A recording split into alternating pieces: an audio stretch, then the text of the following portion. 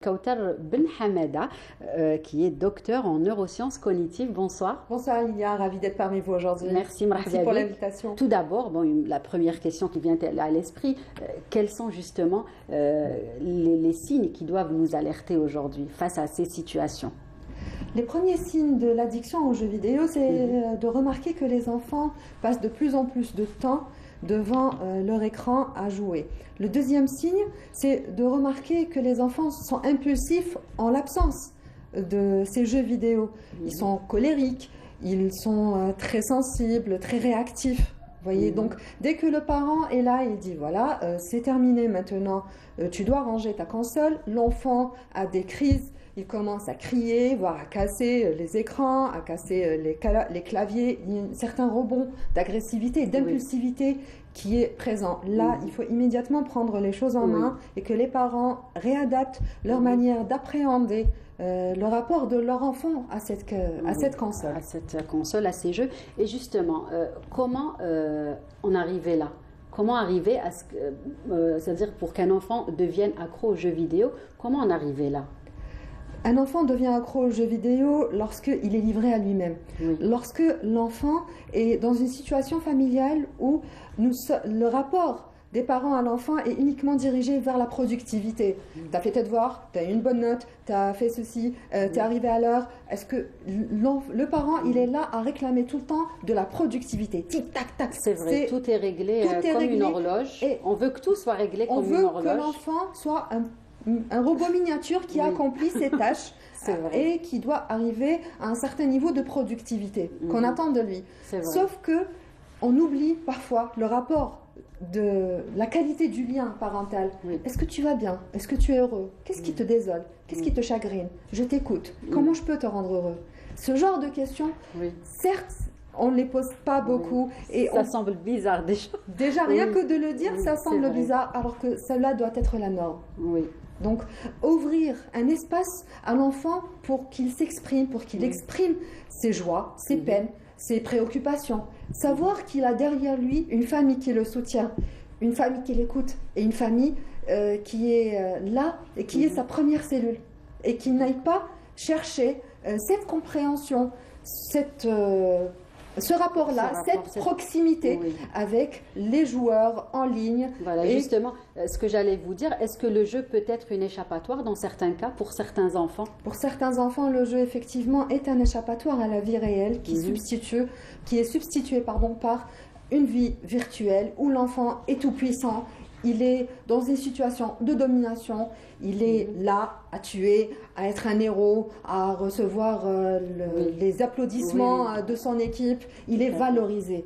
C'est là où les parents doivent intervenir, qu'ils valorisent leurs enfants avant que d'autres ne le fassent. Oui, c'est ça. Et justement, aujourd'hui, est-ce que le type de jeu vidéo est aussi important qu'on propose aux enfants? Oui, vous êtes déjà docteur en neurosciences cognitives et vous êtes une ancienne gameuse. Voilà. Fallait vous trouver aujourd'hui pour cette émission. On remercie Madame Wahida pour ça. Tout à fait. Alors, étant moi-même une ancienne gameuse, je ne dis pas que les jeux vidéo sont bons ou mauvais. Voilà, justement, aujourd'hui, on va parler du pour et du contre. Voilà, tout est une question de contenu. Tout est une question de choix, en fait. Les jeux vidéo, malheureusement, sont de plus en plus violents. Le but est de tuer le maximum de personnes avec des scènes très violentes, voire hyper réalistes. Exact. Et tirées, voire de scènes réelles. D'accord. Et donc, ce qui arrive, c'est que l'enfant devient de plus en plus insensible à la vue du sang, à la vue de la mort, à la vue d'infliger la violence à son prochain. Et c'est là le danger. Ça va devenir anodin.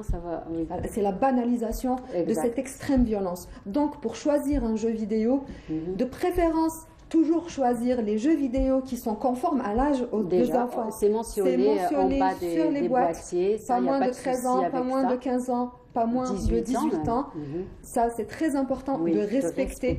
Il y a des jeux d'âge. Voilà, il y a certains jeux vraiment à proscrire, comme les jeux de drogue, les jeux de vol, les jeux où il y a des maisons où on pratique des choses qui sont de l'ordre de l'immoral. Il y a aussi certains jeux qui simulent des maladies mentales. Oui. Il y a un jeu précisément qui simule une maladie mentale, la psychose et la schizophrénie, et qui peut à long terme provoquer des hallucinations auditives et visuelles chez les joueurs. Tout à fait, tout à fait. Donc justement, comment pouvoir arriver à cette situation, à ce schéma idéal, j'ai envie de dire, à mes Tout yeux, simplement par le dialogue. de toutes les mamans, sûrement. Les mamans et les papas aussi. Et les papas, les parents. Par le dialogue. Par le dialogue, mettre en place, comme a dit Samy, un emploi du temps bien précis, dire que voilà, tu as telle heure, de telle heure, l'autorisation de jouer à ta console. Pendant les périodes des devoirs, des examens, c'est à proscrire. Maintenant, j'ai une astuce que j'applique avec mes patients, c'est que lorsqu'ils jouent d'une manière ponctuelle en cours de semaine ou en période de cours normal, sans devoir ou examen, je leur dis écoute, tu as le droit de jouer, ensuite tu fais tes devoirs. Pourquoi ? Parce que lorsque l'enfant fait ses devoirs, et il est tout pressé d'aller vite. En fait, son attention n'est pas focalisée sur les choses qu'il doit mémoriser, sur le travail, sur les compétences qu'il doit acquérir à travers ces exercices-là, mais il est plus attentionné, il a les yeux visés sur la console. Je liquide et je vais jouer. C'est vrai. Donc je préfère d'abord jouer, ensuite étudier. Déjà Merci la première chose. Astuce. Je prends note. Oui. La deuxième astuce, c'est de faire un exercice de visualisation, chose qui a assez bien marché avec un de mes patients. J'ai dit écoute, quand tu termines ta partie de jeu et que tu vas t'asseoir sur ton bureau, déjà, il faut qu'il y ait deux espaces différents. Là où on joue, ce n'est pas là où on travaille et ce n'est pas là où on dort. Les trois espaces doivent être différents, même si c'est dans la même pièce. Je comprends que ce n'est pas tout le monde qui a 3 pièces, une pièce pour jouer, une pièce pour... Personnellement, personne n'a ça, en fait. Mais c'est important en sorte de cloisonner, des lieux bien distincts, bien définis. Car le cerveau est un petit peu bête et discipliné à la fois. Il apprend par conditionnement. Donc dès que je m'assois là où j'ai l'habitude de jouer, mon cerveau est conditionné à se mettre en mode jeu. Dès que je m'assois là où j'ai l'habitude d'étudier, mon cerveau est conditionné à apprendre. Dès que je m'assois sur mon lit, mon cerveau est conditionné à dormir. Donc il vaut mieux ne pas jouer là où on dort et ne pas étudier là où on joue. Justement à bannir les consoles et les écrans dans les chambres des enfants. Exactement aussi. Même les télés. En fait, il vaut mieux, d'après les neuroscientifiques, la lumière bleue, il vaut mieux l'éviter environ 1 heure à 2 heures avant l'heure de l'endormissement pour pouvoir laisser au cerveau la capacité de produire de la mélatonine qui est l'hormone qui va nous amener à nous endormir et nous reposer. D'accord, très bien. Donc on va continuer toujours dans le débat. On parlait d'isolement et tout par rapport aux conséquences. Et il y a aussi cette tendance où les enfants jouent en ligne avec leurs copains. Ils communiquent avec eux, ils se parlent. Est-ce que c'est moins grave qu'un enfant qui est tout seul face à son écran? Moi, des fois, je me dis, au moins, il parle, il rigole avec ses copains. C'est moins grave que quand il est seul. Je dirais que c'est plutôt l'inverse. D'accord. Bon, des gens qui connaissent, bien évidemment. Oui. Voilà. Mais sachez que lors des jeux vidéo, en fait, on fait la connaissance d'autres joueurs en ligne. Ça c'est clair que ça peut être... Voilà, c'est là le danger. C'est là le danger, car...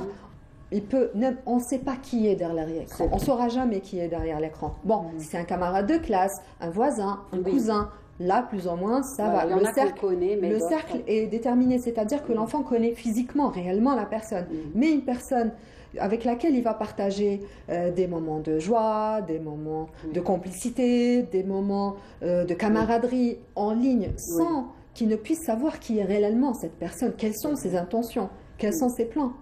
Là, il faut vraiment faire attention, il faut surveiller les enfants. De préférence, ne jamais laisser un enfant jouer seul dans sa chambre.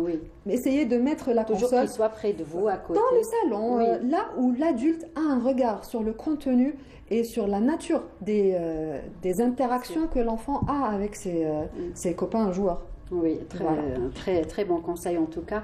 Et puis nous allons continuer. Là, on parlait des points négatifs, bien évidemment, des conseils, de très bons conseils que vous avez partagés avec nous aujourd'hui. Mais j'imagine qu'on peut trouver quelques points positifs. Heureusement, heureusement. Le jeu vidéo... Ils peuvent apporter des choses un petit peu positives aux enfants et à leur cerveau, leur petit cerveau. Oui, enfin, à leur cerveau tout à fait normal. C'est un cerveau qui est en train de se développer, qui va continuer son développement jusqu'à l'âge de 30 ans. Nous ne sommes matures cérébralement que jusqu'à l'âge de 30 ans où les zones de la réflexion logique terminent leur développement et leur câblage d'une manière complète à la trentaine, la troisième décennie de la vie. Donc, un enfant, ce que j'allais dire, c'est que... Parler d'un petit peu des bonnes choses. Que voilà, des points positifs. Ces jeux, cela permet de développer la coordination main-œil. Cela permet de développer une meilleure capacité de mémoire visuelle, d'attention sélective. L'enfant est plus dans tout ce qui est les événements qui sont en dehors du conditionnement. Il va pouvoir facilement repérer un élément miniature dans un ensemble. Dans un ensemble. Ça, c'est très important en classe, par exemple. C'est très important en mathématiques. La capacité à s'orienter visuellement, la capacité à s'orienter dans un espace ouvert 3D, la coordination motrice est très importante et elle augmente par rapport aux joueurs et aux non-joueurs. Quand on fait le test, on remarque que les joueurs ont une meilleure coordination œil-main, ont une meilleure mémoire de travail. Ce qu'on appelle la mémoire de travail est en fait la mémoire qui nous permet de retenir un numéro de téléphone momentanément avant de l'écrire, ce qui nous permet de retenir une phrase, un sens, un mot, etc., une opération mathématique. Ça permet d'augmenter la rapidité et d'augmenter la capacité à réagir. C'est vrai. Et justement, pour bénéficier de ces points positifs que vous venez de citer, comment pourrait-on faire ? Comment gérer comment gérer la relation des enfants avec leurs écrans? Nous, aujourd'hui, les parents, pour pouvoir bénéficier des points positifs des jeux vidéo et que les enfants s'amusent également un petit peu. Voilà, je rebondis sur ce que vient de dire Samy, c'est de choisir des jeux qui sont à la base conçus pour stimuler certaines capacités mentales telles que la mémoire, l'attention, le langage, les mathématiques. Essayez de télécharger des applications qui sont gratuites maintenant sur les stores, que ce soit différents stores. Par exemple, qui font en sorte de réaliser un puzzle, qui font en sorte de nous montrer une image, hop, l'image disparaît, on doit la reconstituer, etc. Là, c'est utiliser, c'est revenir en fait au premier point que vous aviez abordé au départ, c'est savoir utiliser le contenu. Les jeux vidéo ne sont pas mauvais, ils sont excellents même, à ce condition, bien sûr, de choisir le bon jeu adéquat, selon l'âge, selon les capacités de l'enfant. Jouer avec l'enfant. Il faut jouer avec son enfant, faire des battles. Et c'est là où on va hijacker un petit peu le système. On va plus être le camarade de notre enfant qu'une personne derrière l'écran. Voilà, c'est ça. Et c'est à partir de là qui interdit, qui n'arrête pas de dire et c'est à partir de là que le parent pourra prendre le lead. On va jouer maintenant, on va s'arrêter maintenant. Je préfère qu'on aille faire. Ça te dirait qu'on aille liquider un petit peu tes exercices de maths avant de revenir?